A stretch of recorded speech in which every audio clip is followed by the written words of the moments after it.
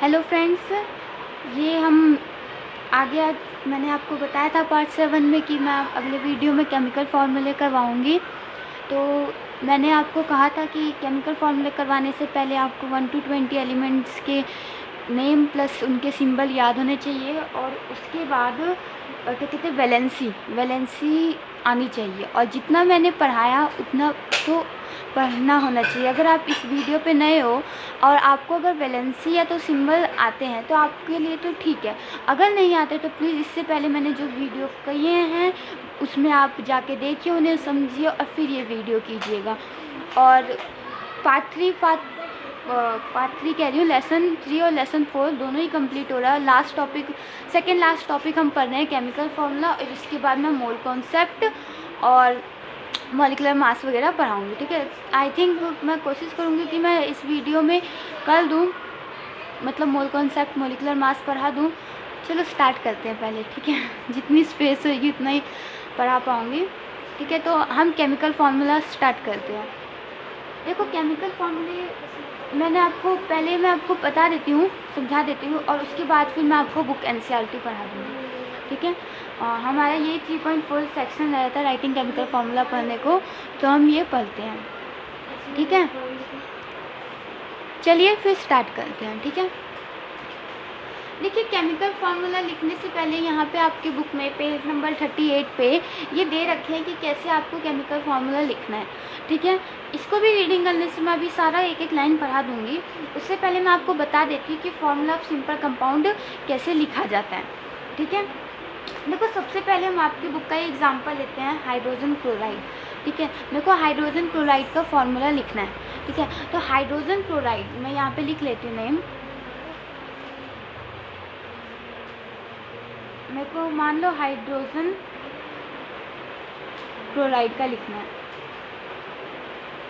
ठीक है, देखो, मैंने आपको इससे पिछले वाली वीडियो में एक चीज़ बताई थी कि कभी भी हम कोई भी फार्मूला लिखते हैं उसमें सबसे पहले हम हमेशा मेटल लिखते हैं, और मतलब लेफ्ट हैंड साइड हम मेटल लिखते हैं और राइट हैंड साइड हम नॉन मेटल लिखते हैं।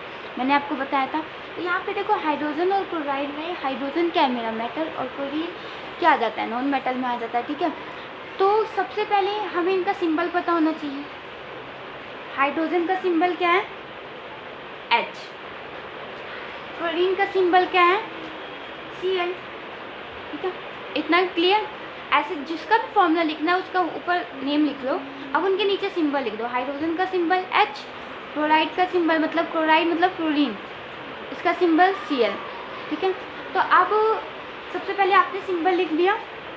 अब उसके बाद क्या करिए, आप इनकी वैलेंसी लिखिए। हाइड्रोजन की वैलेंसी कितनी होती है, +1। क्लोरीन की वैलेंसी कितनी होती है, -1। ठीक है, यहाँ तक क्लियर, ओके। तो अब कुछ नहीं करना है, अब इनको क्रॉस मल्टीप्लाई करना है। मैथ में तो करते हो ना क्रॉस मल्टीप्लाई, सिर्फ वैसे ही करना है।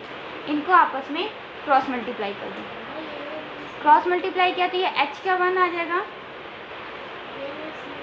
और Cl के साथ नीचे 1 आ जाएगा। ठीक है, अब जब ये 1 1 रहेंगे साथ में तो इन्हें लिखने की ज़रूरत नहीं है 1 1 को, आप सिंपल HCl लिख सकते हैं।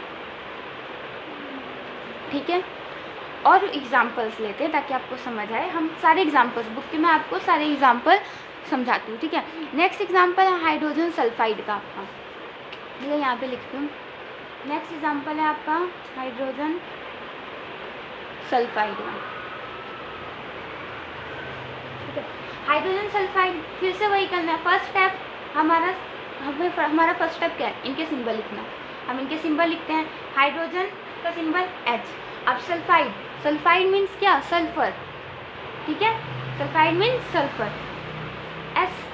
ठीक है, अब फर्स्ट स्टेप हमारा कंप्लीट, हमने सिंबल लिख दिया। सेकेंड स्टेप क्या करना है, इनकी वैलेंसी लिखनी है। हाइड्रोजन की वैलेंसी कितनी होती है, +1। सल्फाइड की वैलेंसी मीन्स सल्फर की वैलेंसी कितनी होती है, -2 होती है ना। करके आए हो ना ये सब कुछ तैयारी। ठीक है, अब फर्स्ट स्टेप क्या लिखा, हमने इनके सिंबल लिख दिए। सेकंड स्टेप में हमने इनकी वैलेंसी लिख दिए। थर्ड स्टेप में हमें इनको क्रॉस मल्टीप्लाई कर देना है। H को इसके साथ, S को इसके साथ। देखो, H को आ रहा है 2, मीन्स माइनस के साइन लगाने की ज़रूरत नहीं है, ठीक है। माइनस मैंने इसलिए माइनस प्लस लिखा है कि ये दिखाने के लिए आपको कि हमेशा जो पॉजिटिव वैलेंसी होती है या जो जिनकी वैलेंसी पॉजिटिव होते हैं वो मेटल होते हैं, और वो हमेशा इस लेफ्ट हैंड साइड लिखे जाएंगे, और जो नॉन मेटल्स होते हैं जिनकी वैलेंसी माइनस में होएगी वो हमेशा इस तरफ ही लिखे जाएंगे। मतलब जो राइट हैंड साइड में जो भी लिखे जाएंगे उनकी वैलेंसी माइनस होएगी, लेफ्ट हैंड साइड में जो भी लिखे जाएंगे उनकी वैलेंसी प्लस में होएगी। ठीक है। अब इनको क्या करना, क्रॉस मल्टीप्लाई, H के साथ 2 और S के साथ 1। ठीक है। 1 लिखने की ज़रूरत नहीं है, आप सिंपल H2S लिख सकते हो। ठीक है, ये क्लियर। अब एक और करके देखते हैं। जैसे आपके इसमें लिखा हुआ है कार्बन टेट्राक्लोराइड। ठीक है। अब टेट्राक्लोराइड का फॉर्मूला कैसे निकालना है, कुछ नहीं करना। देखो आपको सिंपल करवाती हूँ, मैं यहाँ लिख देती हूँ कार्बन टेट्राक्लोराइड। ठीक है। आपको कार्बन की तो सिंपल वैलेंसी पता ही है, सिंबल। ठीक है, सबसे पहले हमें सिंबल लिखना है फर्स्ट स्टेप में। कार्बन का सिंबल क्या होता है, C। ठीक है। और यहाँ पे टेट्राक्लोराइड लिखा है, टेट्राक्लोराइड कुछ नहीं करना, क्लोराइड लिखा है, क्लोराइड लिखा है मतलब क्लोरीन। ठीक है, यहाँ पे क्लोरीन लिख दो। ठीक है। अब उसके बाद इनकी वैलेंसी लिखो। अब इनकी वैलेंसी लिखिए। देखिए कार्बन की वैलेंसी कितनी होती है, 4। क्लोरीन की वैलेंसी कितनी होती है, 1। ठीक है, यहाँ पे +4 होगा, क्लोरीन की वैलेंसी -1। ठीक है। तो अब इनको क्रॉस मल्टीप्लाई कर दिए, थर्ड स्टेप जैसे हम करते हैं अभी तक। C1Cl4। मैंने कहा जैसे कि 1 लिखने की ज़रूरत नहीं है, तो आप इसे सिंपल Cl4। ठीक है। देखिए हम कार्बन टेट्राक्लोराइड इसे इसलिए बोलते हैं क्योंकि यहाँ पे टेट्रा मीन्स क्या, 4, तो यहाँ पे 4 एटम्स है क्लोरीन के, इसलिए हम बोल देते हैं कार्बन टेट्राक्लोराइड। ठीक है। अब मैं आपको ऐसे ये समझ आ गया कि ये सिंपल कंपाउंड्स के मैंने आपको फॉर्मूले बताए कि ऐसे करना है। ठीक है। और अब मैं आपको कुछ एग्जांपल लेती हूँ। जैसे मान लो कैल्शियम ऑक्साइड का।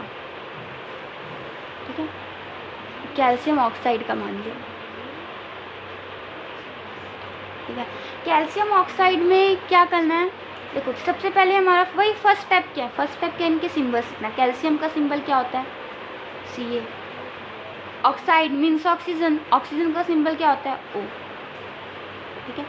कैल्शियम की वैलेंसी कितनी होती है, +2। मैंने आपको बताया था। ऑक्सीजन की वैलेंसी -2। क्रॉस मल्टीप्लाई कीजिए, तो यहाँ पे Ca2 और O2 और। अब देखिए अब क्या करना है, जब हमारे पास दोनों सेम यहाँ पे नंबर आ जाते हैं, तब ये नंबर आपस में काट दो इनको। ठीक है। और ये क्या बन जाएगा, CaO। समझे मैंने क्या किया, मतलब जब यहाँ पे सेम वैलेंसीज आ जाती है तो वैलेंसी लिखने की ज़रूरत नहीं होती, हमें सीधा डायरेक्ट हम इसे CaO लिख सकते हैं।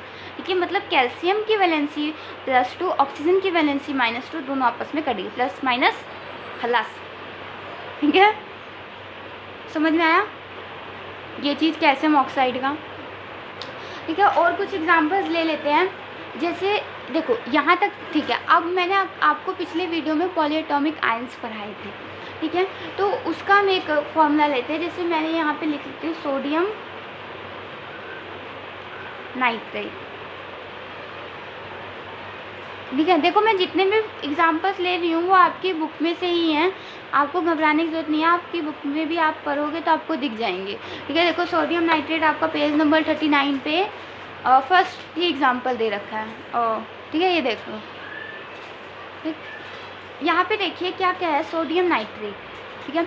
सोडियम की सिंबल, सबसे पहले हमें सिंबल लिखना, सोडियम का सिंबल Na। नाइट्रेट का सिंबल याद करिए, पॉलीएटॉमिक आयन क्या था, NO3। नाइट्रेट नाइट्राइड दोनों में फ़र्क है। ठीक है। IDE वाले मैंने बताया था कि जिनके पीछे भी IDE लिखा होता है, जैसे ये ऑक्साइड, क्लोराइड, सल्फाइड, ये कुछ नहीं होता, ये सिंपल जो हमने एलिमेंट्स पढ़े थे 1 to 20 में वो नेगेटिव होते हैं। ठीक है, और कुछ नहीं होता, तो इसीलिए। और ये नाइट्रेट है, इसका सिंबल क्या था, NO3। ठीक है। अब इनकी वैलेंसीज लिखिए, सोडियम की वैलेंसी +1, नाइट्रेट की वैलेंसी याद करके मुझे बताइए कितनी थी, बताइए बताइए।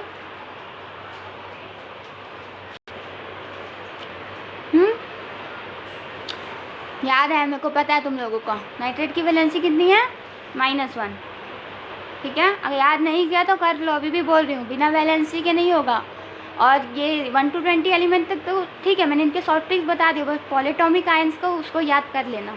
ठीक है, देखो अब सोडियम का इसके साथ, इसका इसके साथ, means cross multiply third step करना है।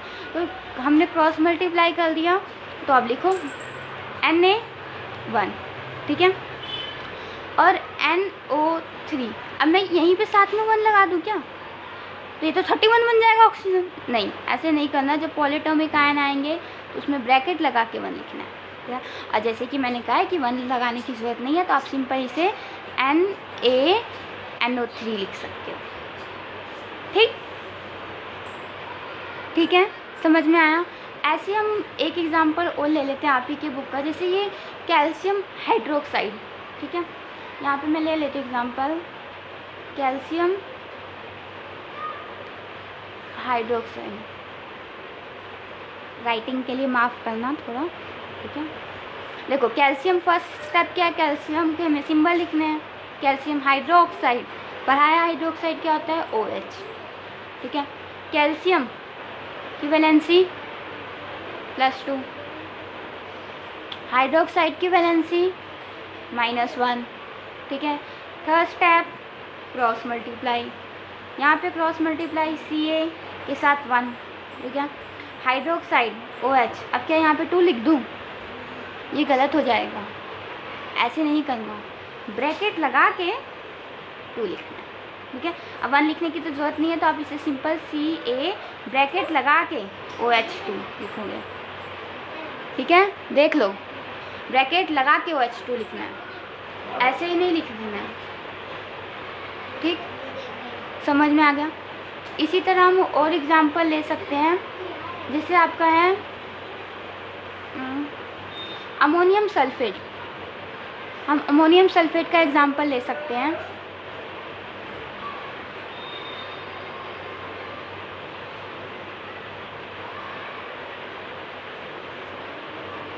ठीक है, अमोनियम सल्फेट में सबसे पहले हमें क्या करना है, इनका सिंबल लिखना है। अमोनियम का सिंबल बताया था मैंने NH4 सल्फेट। बताइए, याद करिए क्या था, याद करिए, याद आ गया, SO4। ठीक है, इसकी वैलेंसी, अमोनियम की वैलेंसी कितनी होती थी, +1। सल्फेट की वैलेंसी कितनी होती थी, -2। क्रॉस मल्टीप्लाई कीजिएगा तो यहाँ पे देखिए NH4, अब क्या NH4 के साथ 2 लिख दूँ, गलत हो जाएगा, ये तो 42 बन जाएगा। यहाँ पे ब्रैकेट लगा के 2 लिखिएगा। ठीक है, और यहाँ पे SO4 और यहाँ पे 1, तो 1 लिखने की तो जरूरत नहीं है, सिंपल अमोनियम सल्फेट का फॉर्मूला। देखो ये सारे आपकी बुक में दे रखे हैं। ठीक है, देखो आपकी बुक में दे रखे हैं, तो आपको घबराने की जरूरत नहीं है, बस इतना ही था। ठीक है, केमिकल फार्मूला लिखना इतना ही था, मैंने आपको हर तरह के बता दिए केमिकल फार्मूला कैसे लिखने हैं। ठीक है, और देखो मेरे फ़ोन में अब इससे ज़्यादा वीडियो आगे नहीं बन पाएगी, तो इसके नेक्स्ट पार्ट में मैं आपको इसका क्या कहते हैं, जो थ्योरी है, मतलब जो बुक में NCERT है में जो दिया हुआ है वो पढ़ाऊँगी। बट अगर आप खुद से भी पढ़िएगा तो आपको समझ में आ जाएगा कि मैंने क्या बताया, मतलब सिंपल लैंग्वेज लिखी हुई है NCERT में। ठीक है, और जो एग्जांपल्स रह गए हैं वो एग्जांपल खुद से ट्राई कीजिएगा। यहाँ पे कुछ और क्वेश्चंस भी दे रखे हैं, इन्हें भी ट्राई करिएगा। देखो जितनी प्रैक्टिस करोगे आपके लिए उतना ही अच्छा है। ठीक है, थैंक यू।